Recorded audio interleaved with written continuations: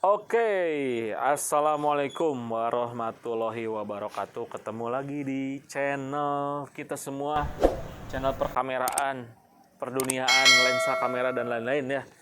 Channel Juragan Kamera Bandung, mantap, selalu mantap ya kita mah. Oke, kali ini kita sedang bersama Juragan Kamera 2. Ya, ini kita sekarang bincang-bincang aja ya, teman-teman. Sharing-sharing santai lah. Kali ini kita menikmati angin sore yang rada tiris kalau bahasa Sunda ya, gelebug-gelebug gimana gitu. Oke teman-teman, kita kali ini akan ngadain Q&A ya, Q&A ala-ala lah gitu lah. Q&A yang gak terlalu serius, dan juga mohon maaf ya misalnya kalau misalnya kata-kata ada yang salah atau bahasa spesifikasi yang salah gitu ya. Ini mah sharing-sharing aja sepengetahuan saya. Oke, untuk ini dulu dong, perkenalan dulu. Nama siapa? Oke, perkenalkan nama saya Muhammad Ferdiansah, suka dipanggil siapa? Edot. Ini. Kita dari Bogor, Ya, ini dia sebagai admin di Juragan Kamera Bandung dari Bogor. Biarin kita di sini jujur-jujuran aja. Ya, benar, jujur-jujuran. Siap.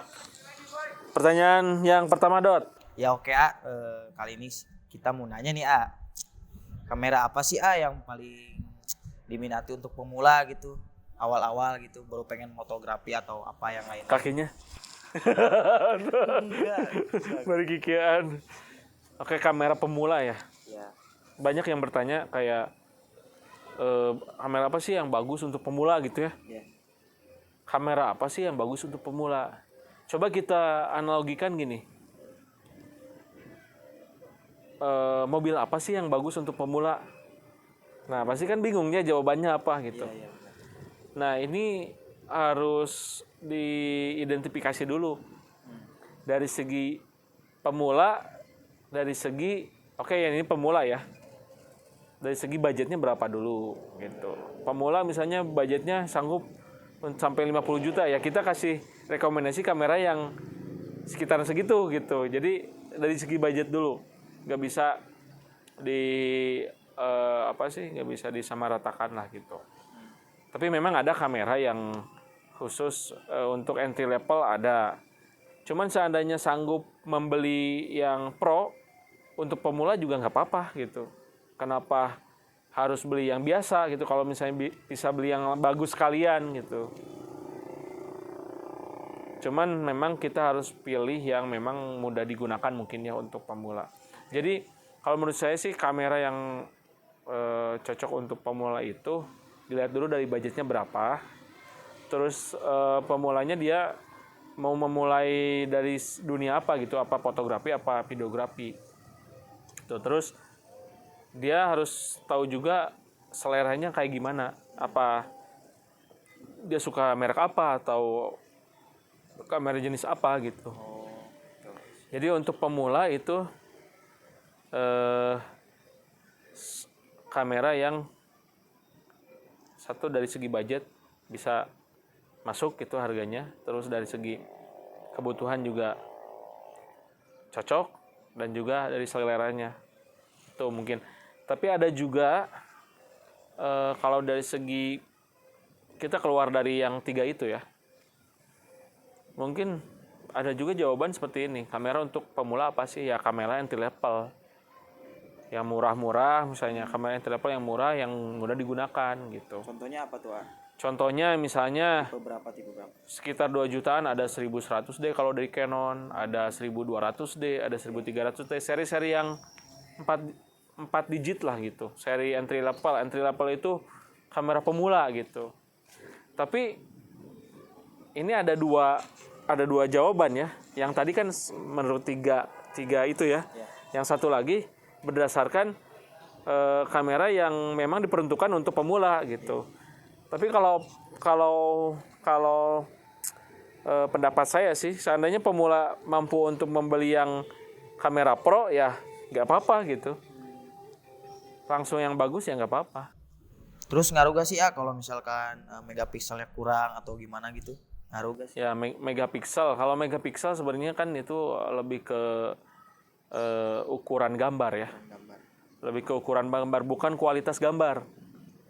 Salah satu poin di kualitas adalah megapiksel ya. Memang salah satu poin, tapi bukan semuanya gitu. Maksudnya gini, megapiksel itu lebih ke ukuran, bukan kualitas dari segi tajam atau misalnya low light gitu. Jadi kualitas kamera itu kan ada megapiksel, ada low light, ada dynamic range, ada ya. Jadi maksud saya bukan kualitas secara menyeluruh gitu. Oh megapikselnya bagus, kualitasnya bagus gitu. Megapikselnya tinggi, kualitasnya bagus, belum tentu gitu.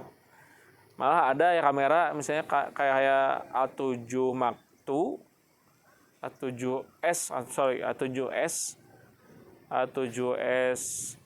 Mark II kalau nggak salah ya. Itu megapikselnya cuma 12 megapiksel. Tapi udah bisa 4K gitu. Silakan di searching Sony A7S Mark II gitu. Jadi megapiksel tidak selalu disimpulkan kalau megapikselnya tinggi kualitas kamera itu tinggi gitu. Anggaplah seperti kualitas kamera iPhone yang megapikselnya 8 megapiksel dibandingkan kualitas kamera HP Cina misalnya yang kualitasnya 24 megapiksel. Maksudnya yang bukan kualitas, yang megapikselnya 24 megapiksel. Nah, bisa dibandingkan kan kualitasnya seperti apa gitu. Mungkin filenya gede tapi kualitasnya kurang gitu. Jadi megapiksel itu lebih ke ukuran gambar. Ukuran gambar misalnya makin gede megapiksel, ukuran gambarnya makin gede. Jadi kita mau cetak gede pun dia nggak akan pecah gitu. Gitu. Jadi sorry saya tarik lagi ya, tadi megapiksel memang kualitas tapi kualitas ukuran aja gitu. Dari segi ukuran gambar. Gitu. Nah, dari segi filenya juga megapiksel gede otomatis filenya juga gede. Oke, siap. Itu mungkin mohon maaf ya kalau kata-katanya agak belibet gitu. Terus yang dimaksud ISO tuh apa sih dalam memoto tuh kan biasanya cahaya kurang gitu kan. Pakai ISO berapa sih yang bagusnya gitu kan? Tipe apa? Bukan tipe apa teh? Nah, kayak gitu.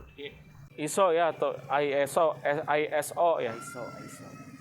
ISO itu sebenarnya kalau dari segi singkatan rada gak nyambung ya nih, singkatannya tuh International Organization Standard. Dibalik. International Standard Organization, sorry ya. Sengaja biar ketahuan ini fokus atau enggak ya. Jadi ketahuan. Benar. Padahal benar kebalik. Nah, itu International Organization Standard Organization. Jadi standarisasi lah gitu. Semakin gede kualitas ISO-nya berarti standarnya semakin bagus gitu. Nah, itu apa sih? ISO itu ngaruh ke apa? Kalau bahasa fotografi itu biasa kita sebut sensitivitas cahaya. Jadi si kamera itu semakin ISO-nya tinggi, sensitivitas menangkap cahayanya semakin tinggi. Kasarnya gini, ISO-nya semakin tinggi, dia bisa melihat dalam gelap lah gitu. Low light-nya bagus. Contohnya yang king of low light lah kalau kata orang-orang mah, seperti Sony A7 S Mark II yang tadi juga bagus, ISO-nya bisa nyampe 200.000 lebih gitu. Terus juga biasanya ada juga sih yang kalau ada brand gitu ya, brand apa, ISO sertifikat apa, mungkin sama juga gitu dari segi singkatannya itu. Tapi kalau di kamera itu sensitivitas cahaya, semakin besar ISO semakin dia bisa melihat dalam gelap, melihat sensitif terhadap cahaya kecil pun dia terlihat gitu.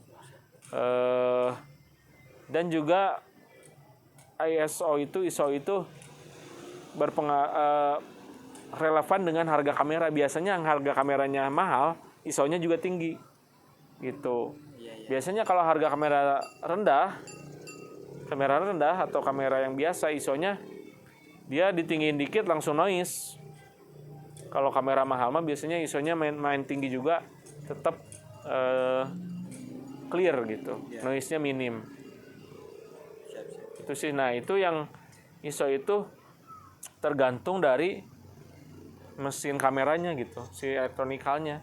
Jadi dia buatan gitu. Jadi semakin tinggi teknologinya semakin bagus biasanya ISO-nya. Itu sepertinya mungkin seperti itu. Kang Edot. Terus ini kan ISO ya. Terus ada lagi aperture tuh itu teh aperture tuh harus kita ngatur sendiri apa udah ngaruh ke ISO juga atau gimana gitu Aperture ya. Iya. Ya jadi di kamera itu kita istilahnya melukis dengan cahaya. Nah, ada istilahnya segitiga exposure. Segitiga exposure itu ada shutter speed, aperture sama ISO. Nah, jadi sama ISO gitu. Aperture itu jadi termasuk segitiga exposure gitu. Jadi kita itu memotret dengan 3 komponen itu. Apa sih aperture? Aperture itu biasanya kita orang Indonesia suka nyebutnya bukaan. Aperture atau bukaan. Atau f-stop.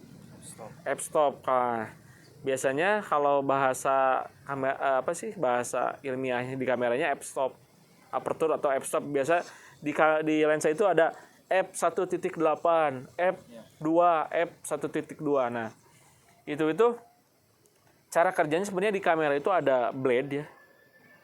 Mungkin bisa digambarkan ya, blade-nya seperti ini nih, nanti diedit ya. Blade-nya seperti ini, dia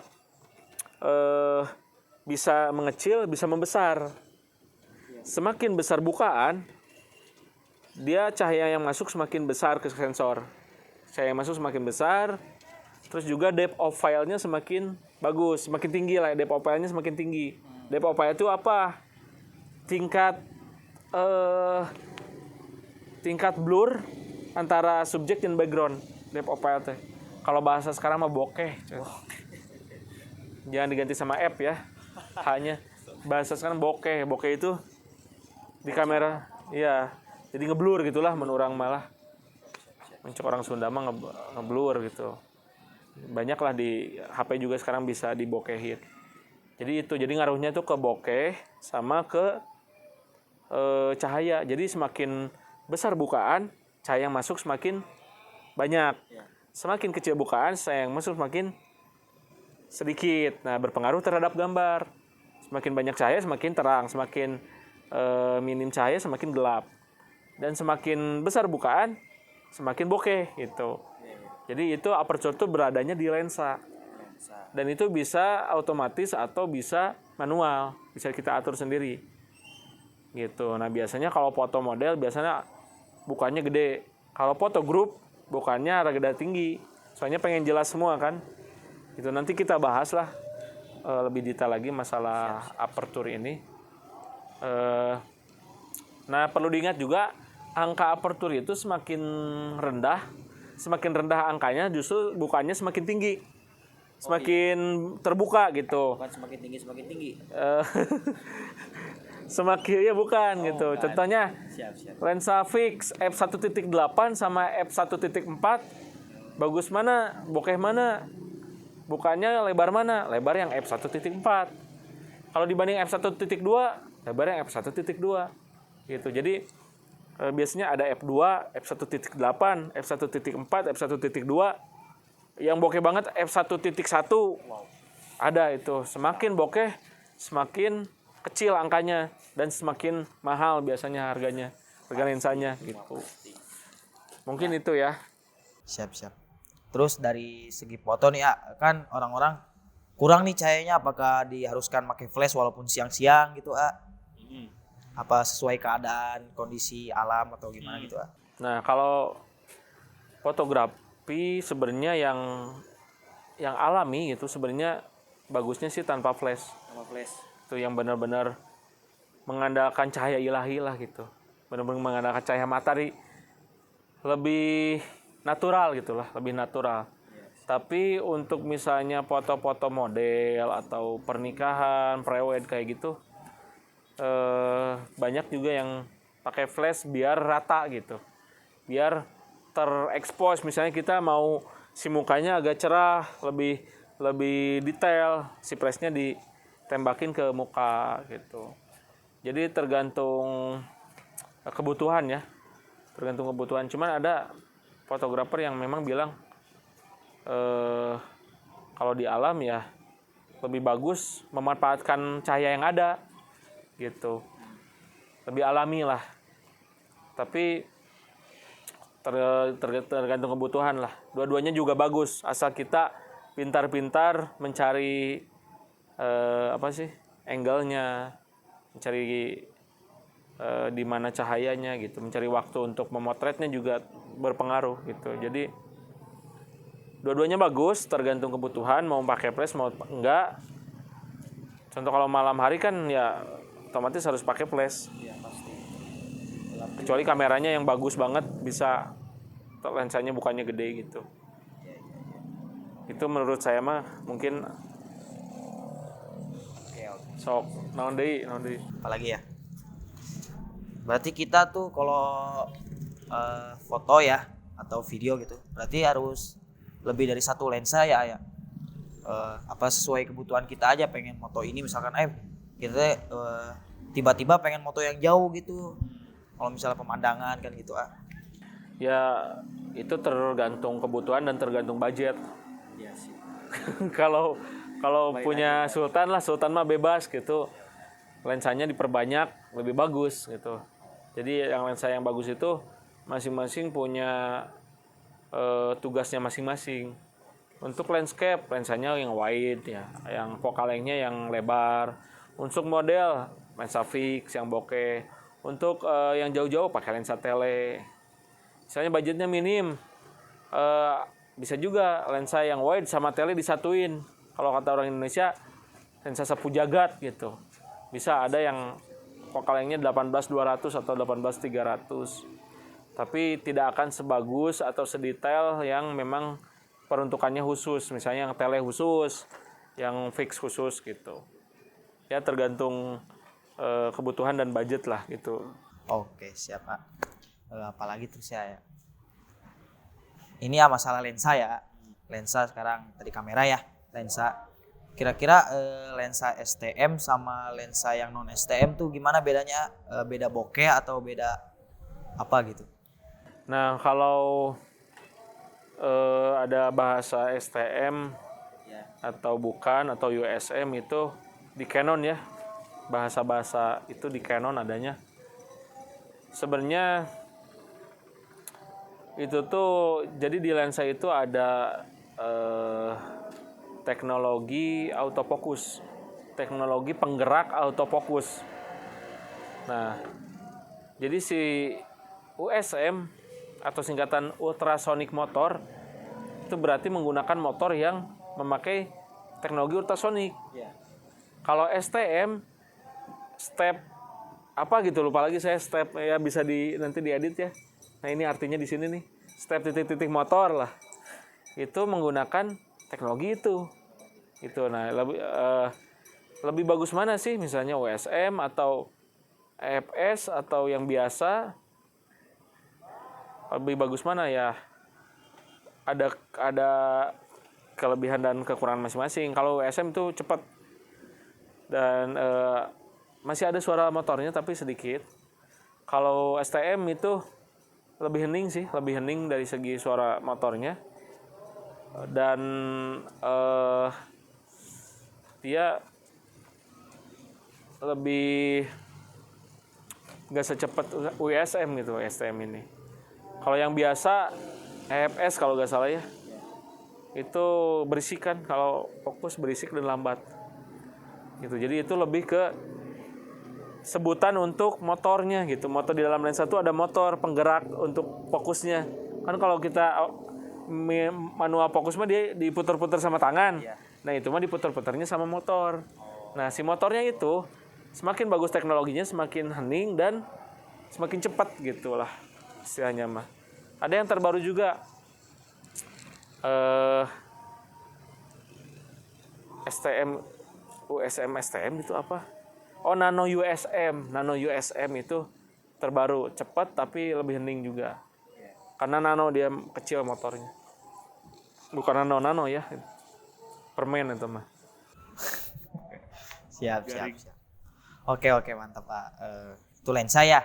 Sekarang kembali lagi nih ke kamera A. Kan kamera tuh mempunyai berapa tipe misalkan gitu kan. Ada juga yang kayak gini mirrorless tuh apa sih gitu kan. Untuk kamera mirrorless apa, terus ada juga yang digital. Digital tuh termasuk yang tadi omongin atau gimana? Oke, misalnya jadi kamera itu ada jenis. Ada juga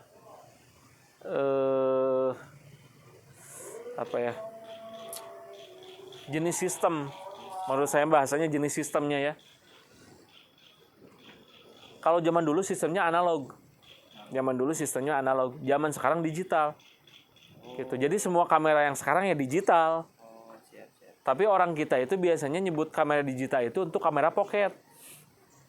Jadi mau mirrorless mau DSLR itu kan digital SLR. Kalau zaman dulu sistemnya analog yang harus dicuci pakai film dan lain. Nah, kalau sekarang zamannya jadi digital. Kamera yang sekarang ya semua digital, kamera digital. DSLR juga kamera digital. Gitu.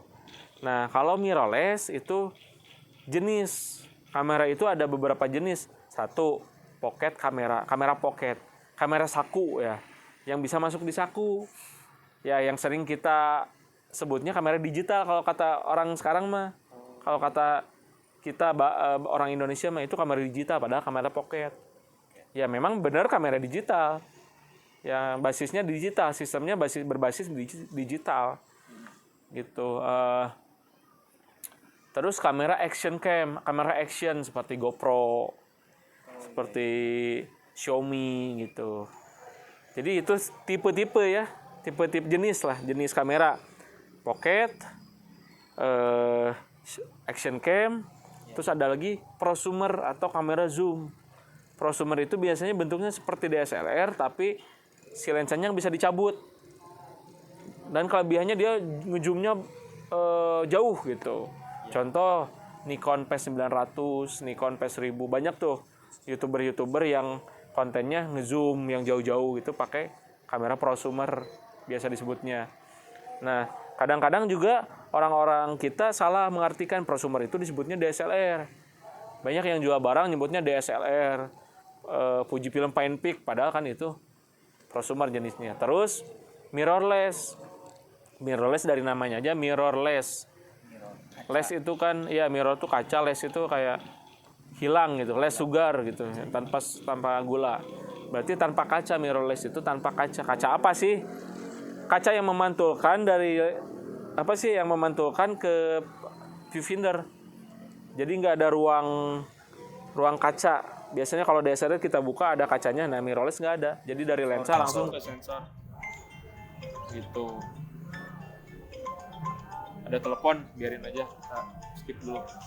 Nah, tunggu.